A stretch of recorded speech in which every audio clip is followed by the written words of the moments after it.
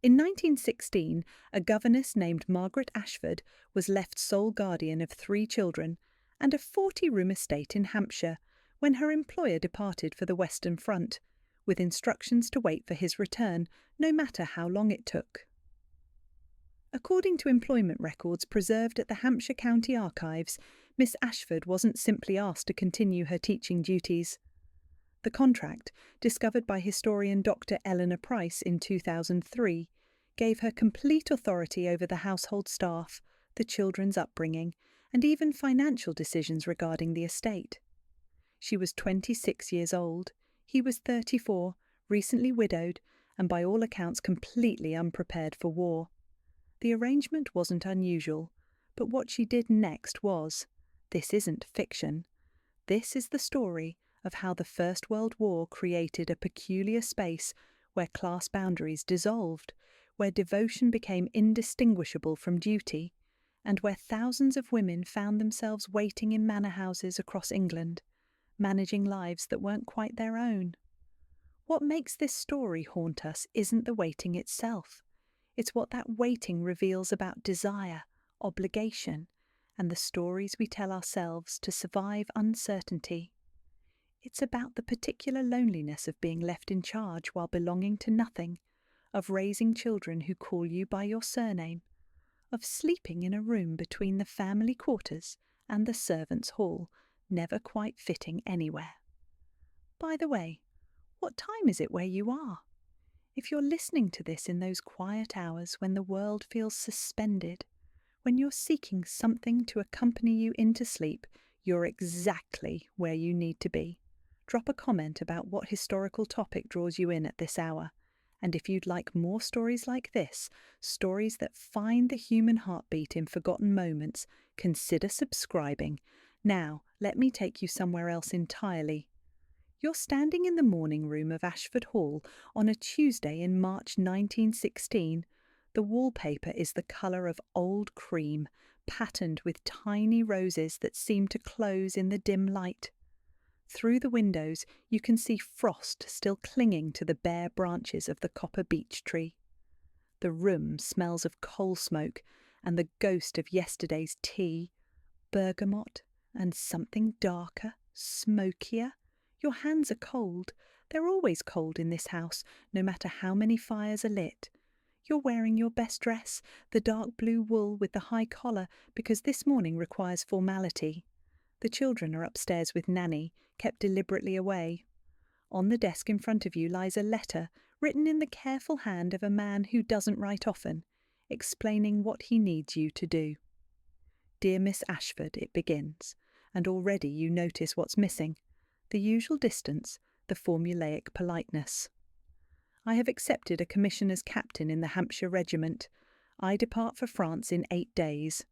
You read it 3 times before the meaning settles. The household has been whispering about war for months, of course.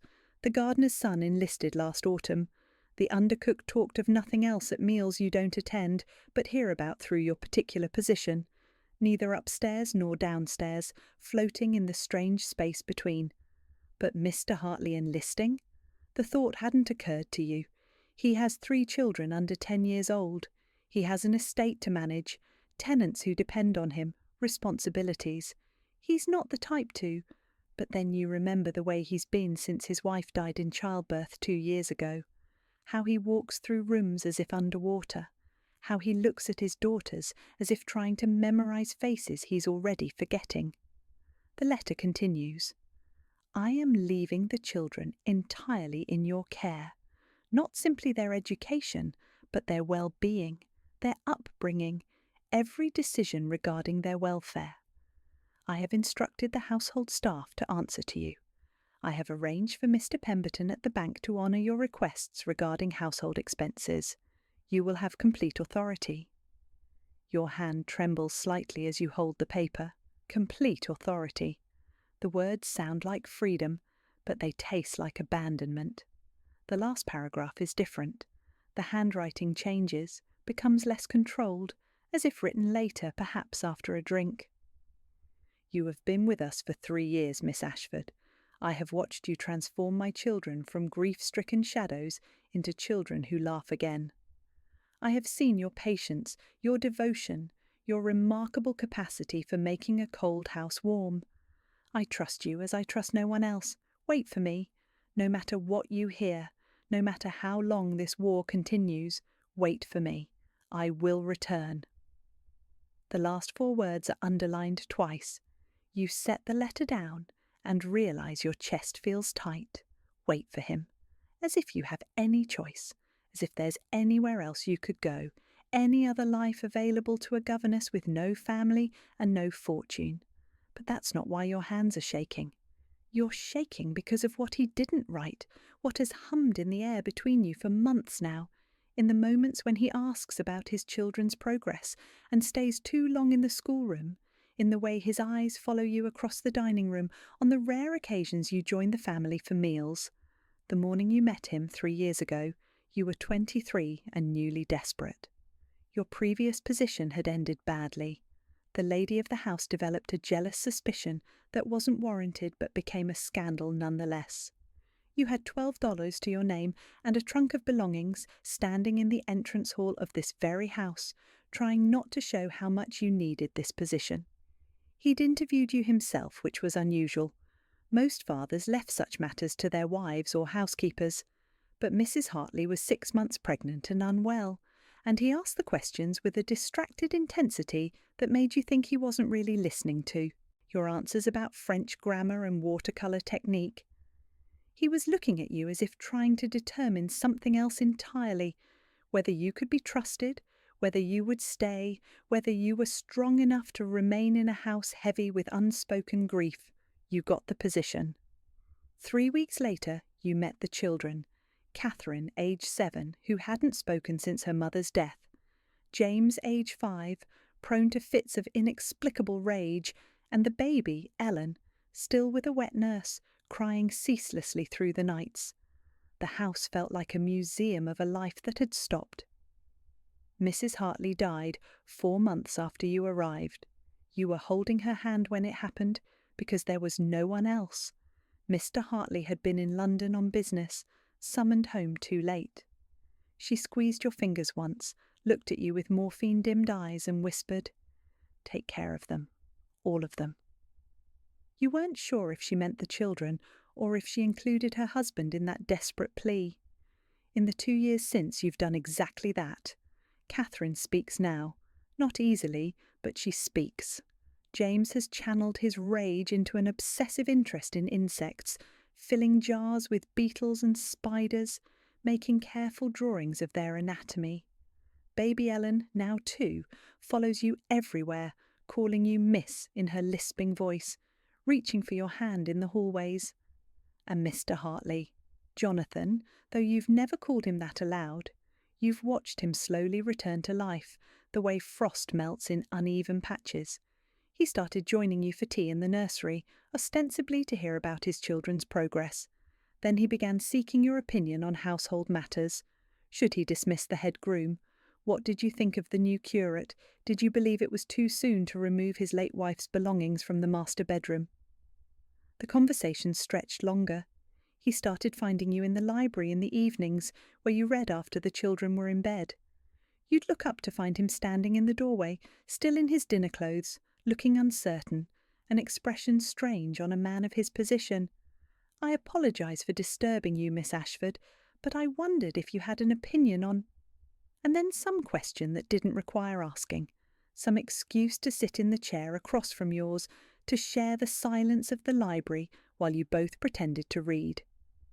3 months ago, on Christmas Eve, you found him in the music room after the children had gone to bed.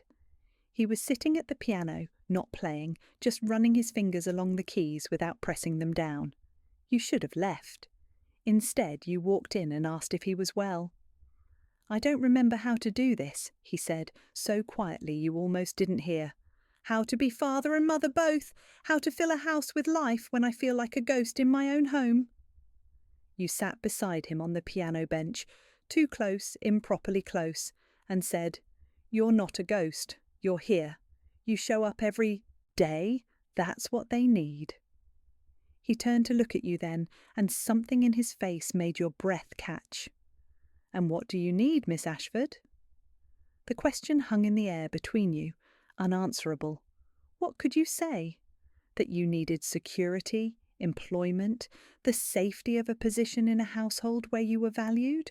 Or the deeper truth, that you'd begun to measure your days by his footsteps in the hallway, that you'd started wearing your hair in a softer style because you'd once caught him looking at it, that you lay awake at night imagining impossible things?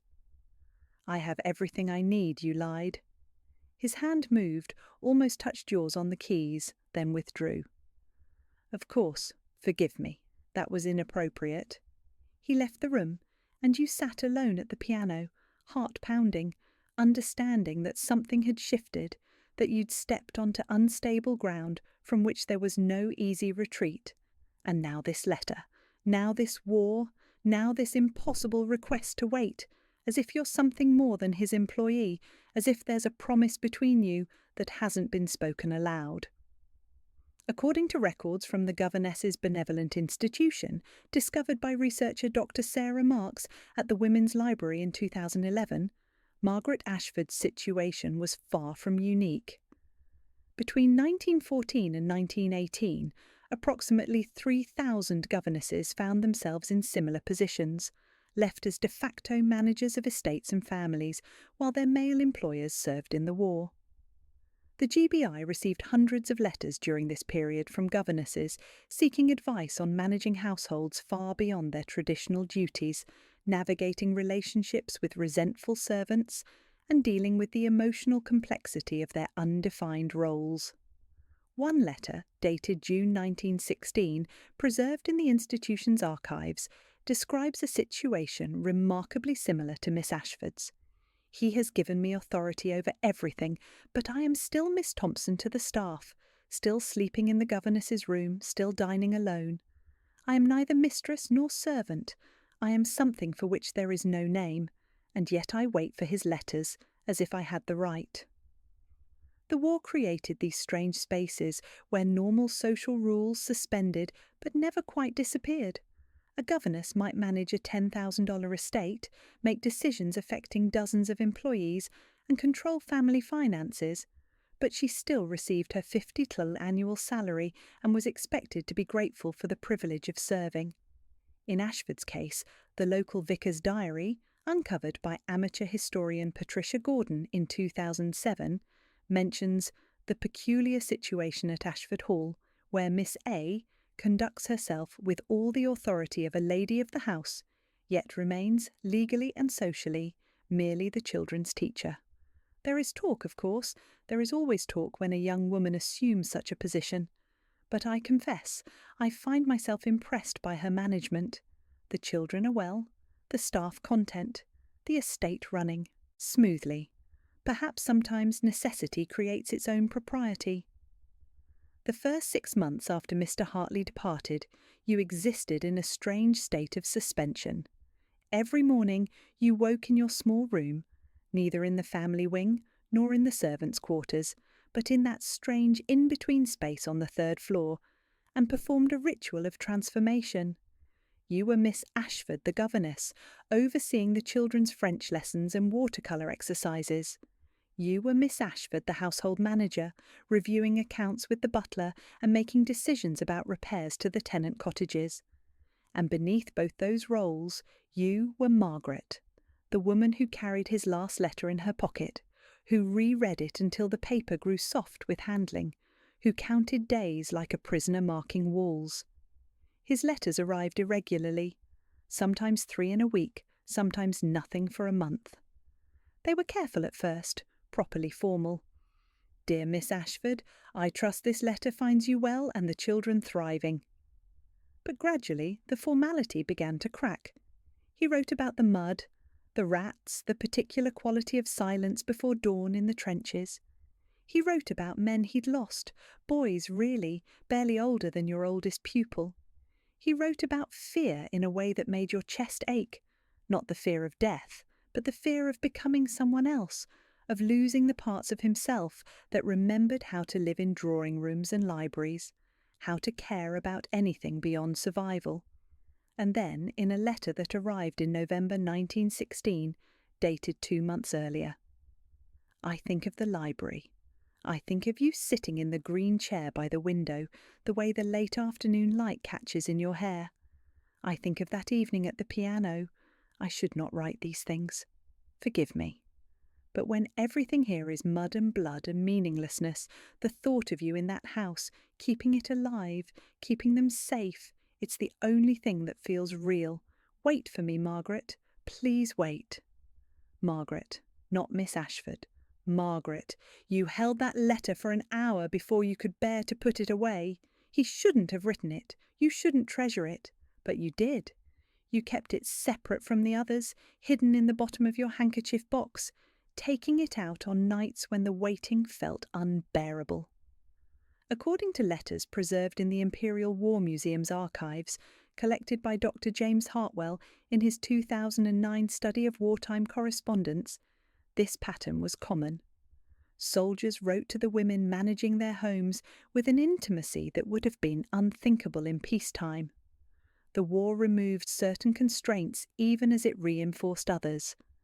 A man could write to his children's governess about his nightmares, his fears, his memories of home, because death might come tomorrow, because the trenches obliterated normal rules, because she was there, holding everything together, and that created its own kind of bond. But what did those women do with such letters? How did they reconcile the intimacy of the words with the reality of their positions? You couldn't discuss it with anyone. The other servants watched you with a mixture of deference and resentment. Mrs. Cooper, the housekeeper, had worked in this house for 30 years and took orders from you with thin-lipped courtesy that barely masked her fury. The butler, Mr. Graves, treated you with careful correctness, never quite acknowledging that you'd effectively taken his late mistress's place in everything but name. You had no peers. The few women who might have understood other governesses in similar situations were scattered across England, waiting in their own suspended realities. Christmas 1917 arrived like a mockery. The third Christmas of the war, the third Christmas without him. You organised everything meticulously. Decorations for the children, presents purchased from your careful management of household funds, a small party for the servants. You read the Christmas story to the children by candlelight, Catherine now 9 and reading sections herself, James 7 and fidgeting with a dead beetle in his pocket, Ellen 4 and sitting in your lap, playing with the lace at your collar. "Will Papa come home for Christmas?" Ellen asked, as she had asked every night for months. "Not this Christmas, darling, but soon." "You always say soon." Out of the mouths of children. You said soon because the alternative, that you had no idea that men were dying in unprecedented numbers, that the war ground on with no end visible, was unthinkable. You said soon because his last letter, dated October, had arrived 3 weeks ago and contained a sentence that haunted you. "I don't know how much longer I can do this. Not the fighting. I've become rather good at the fighting, God help me. But the pretending that any of this matters, that we're accomplishing anything besides elaborate methods of dying." You wrote back carefully. "The children need you. The estate needs you. Please hold on. Please come home." You couldn't write what you wanted to write. I need you. I count days by your letters. I have built my entire life around waiting for you, and I don't know who I am anymore, except the woman who waits. On Boxing Day, a telegram arrived. Your hands shook so badly that Graves had to read it for you. "Captain J. Hartley wounded. Stop hospitalised in France. Stop conditions stable. Stop further information to follow." Wounded. Stable. Alive. You sat down hard on the entrance hall chair, legs suddenly unable to support you.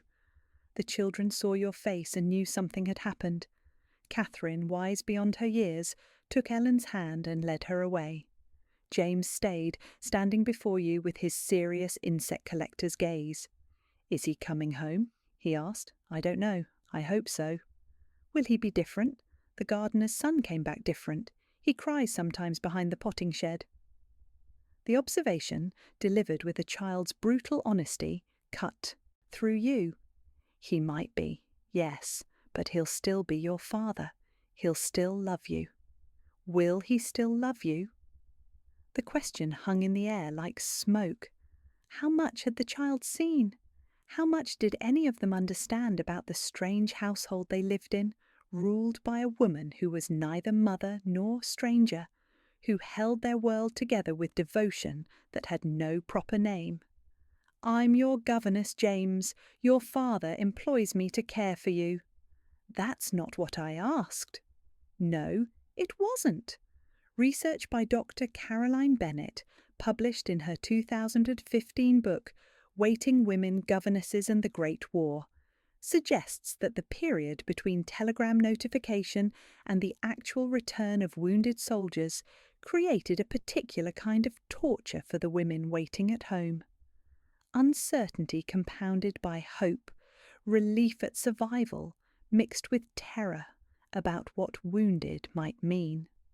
Some men returned physically whole, but psychologically shattered. Others returned with visible injuries that required years of care. The women waiting, wives, mothers, sisters, and yes, governesses, entered a state of anxious preparation, trying to imagine what they would need to be ready for, while having no clear information. Ashford's diary, housed at the Hampshire Archives and partially transcribed by Gordon, reveals her state of mind during the 6 weeks between the telegram and Hartley's return.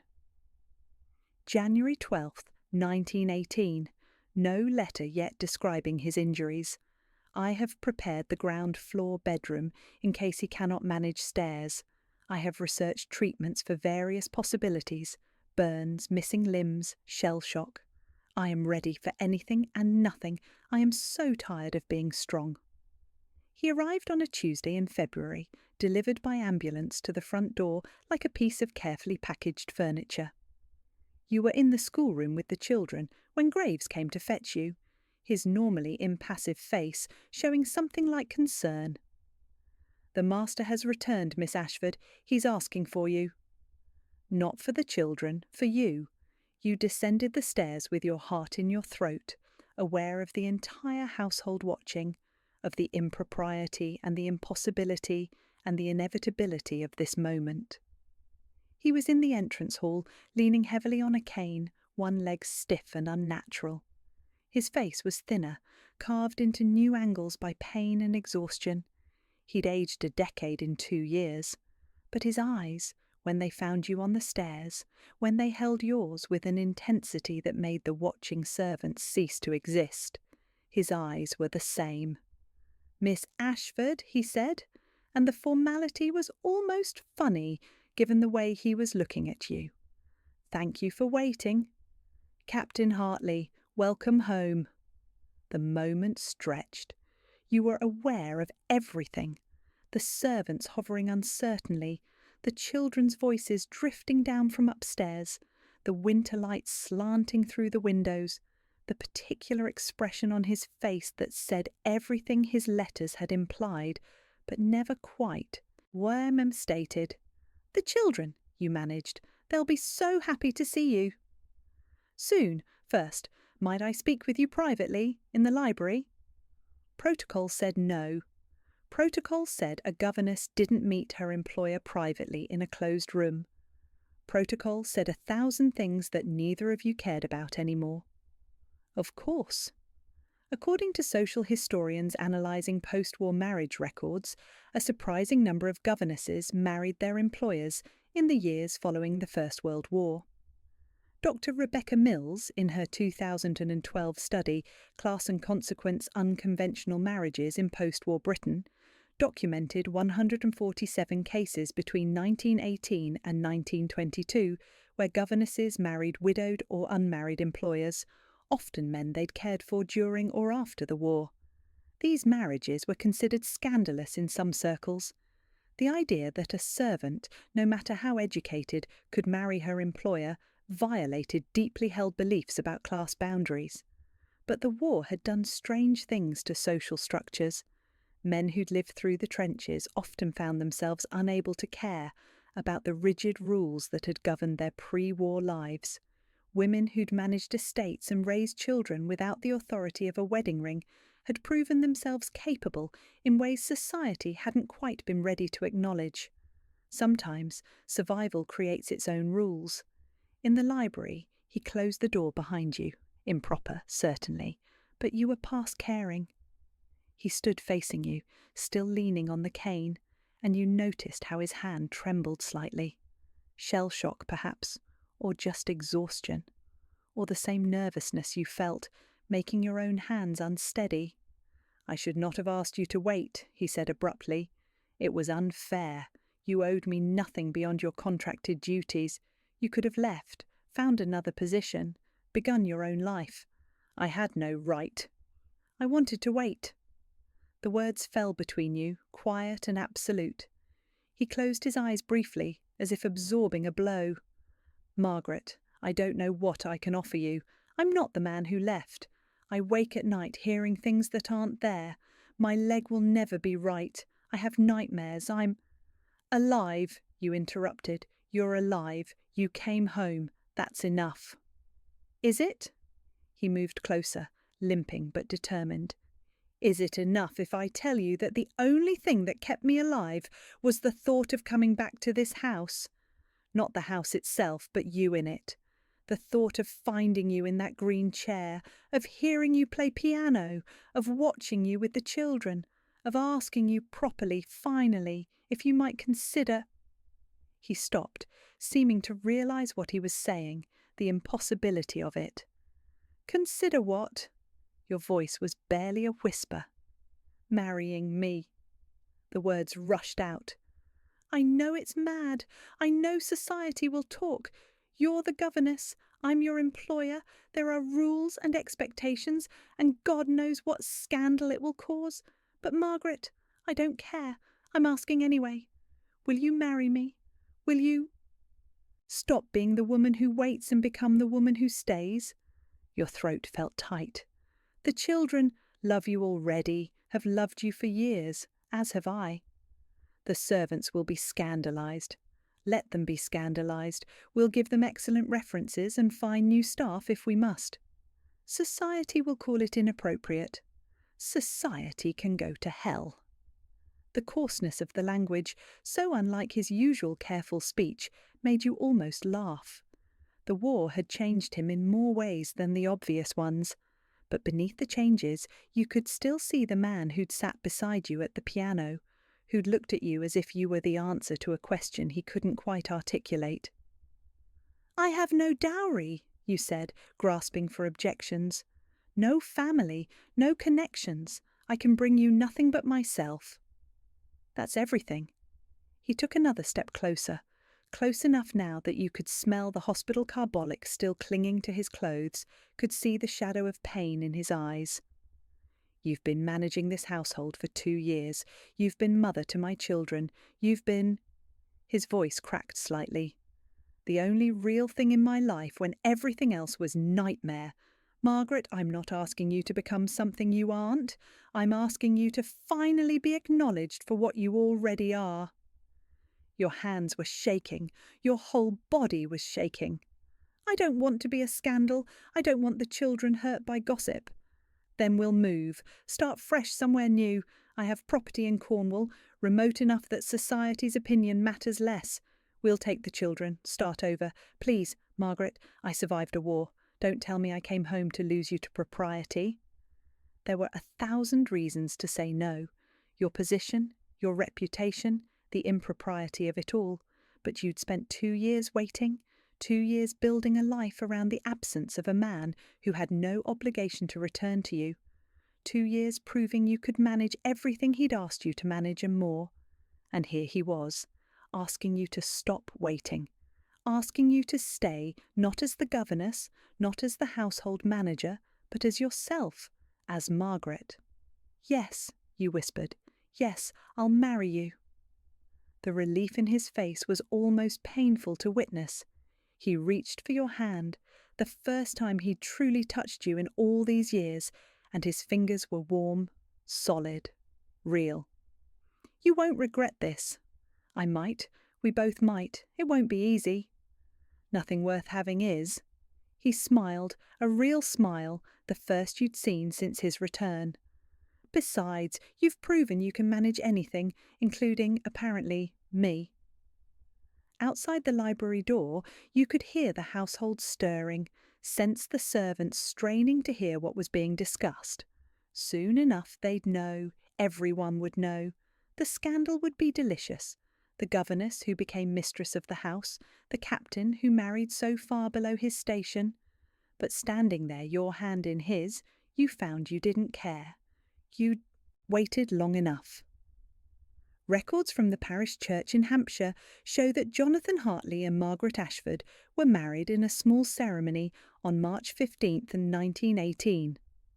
According to the vicar's notes, the bride wore a simple blue dress and the 3 children served as attendants.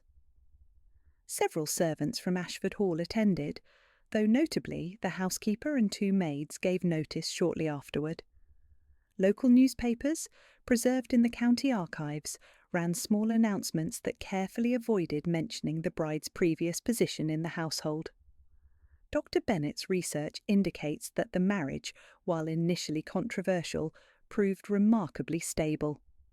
The family moved to Cornwall in 1919, where Jonathan Hartley managed a smaller estate, and Margaret continued to educate their children, eventually adding 3 more of their own to the household. Letters between Margaret and her former colleague from the Governess's benevolent institution, discovered in 2016, reveal a woman who never quite stopped being amazed by her transformation from waiting woman to wife and mother. In one letter, dated 1925, she wrote, "Sometimes I still wake in my small 3rd-floor room in my mind, caught between servant and family, waiting for a letter that might never come. Then I feel the weight of his arm around me, hear our children in the rooms below, and remember that waiting has ended. It's a strange thing to have the impossible happen. You spend so long building your life around absence that presence feels like magic." The story of Margaret Ashford isn't unique. Thousands of women waited during the war, managing households and children, existing in undefined spaces between service and authority. Most of them remained governesses, their devotion unrewarded except by the satisfaction of duty performed. Margaret was simply one of the rare ones whose waiting ended not in resignation, but transformation. But here's what haunts about her story, the question that lingers after all the facts are documented. Did she wait because she loved him, or did she love him because she waited? Did 2 years of managing his household, reading his letters, imagining his return, create the love, or simply reveal it? Is devotion a choice or a gradually built prison? We tell ourselves stories about patient women rewarded, about love that survives separation, about the happy ending that justifies years of uncertainty. Maybe those stories are true, or maybe they're just what we need to believe to make sense of waiting, to give meaning to the suspended time between departure and return. Margaret got her happy ending, but thousands of other women waited just as faithfully and received only silence, only death notices, only the rest of their lives spent wondering what might have been. Perhaps that's the real story, not the rare woman whose waiting ended in joy, but the multitudes who waited anyway, who chose devotion without guarantee, who built their lives around absence, and somehow found ways to survive.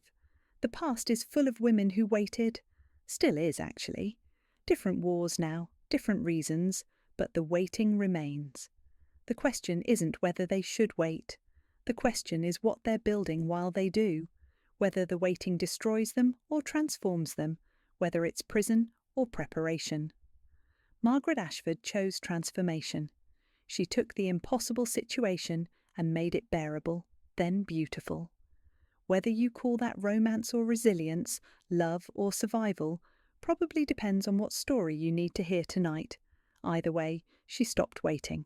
Eventually. And maybe that's enough. Sweet dreams.